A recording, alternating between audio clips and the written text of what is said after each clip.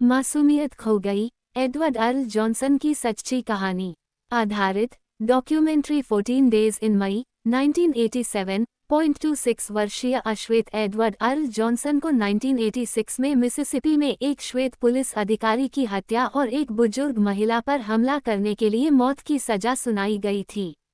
अपनी फांसी तक अपनी बेगुनाही को बनाए रखते हुए जॉनसन का मामला अमेरिकी आपराधिक न्याय प्रणाली में प्रणालीगत अन्याय का प्रतीक बन गया।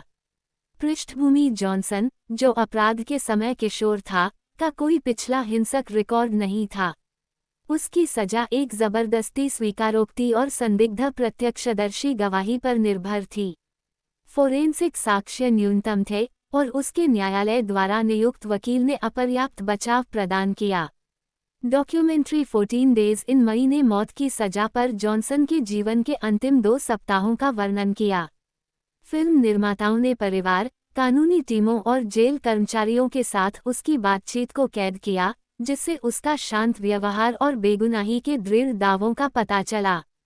वृश्चित ने नस्लीय पूर्वाग्रह और प्रक्रियात्मक त्रुटियों सहित मुकदमे में खामियों को उजागर किया। उसके निष्पादन के कुछ सप्ताह बाद जॉनसन की बेगुनाही का समर्थन करने वाले नए साक्ष्य सामने आए। एक गवाह ने अपनी गवाही वापस ले ली और बैलिस्टिक विश्लेषण ने अभियोजन पक्ष के दावों का खंडन किया। इसके बावजूद राज्य ने मामले को फिर से खोलने से इनकार कर दिया, जिससे उसका परिवार और अधिवक्ता बिना किसी निष्कर्ष के रह गए। विषय 1, नस्लीय अन्याय। जॉनसन के मामले ने मृत्युदंड में नस्लीय असमानताओं को रेखांकित किया। अध्ययनों से पता चलता है कि अमेरिका में अश्वेत प्रतिवादियों को श्वेत पीड़ितों के खिलाफ अपराधों के लिए मृत्युदंड मिलने की अधिक संभावना है। 2 मीटर्स जबरदस्ती और दोषपूर्ण साक्ष्य।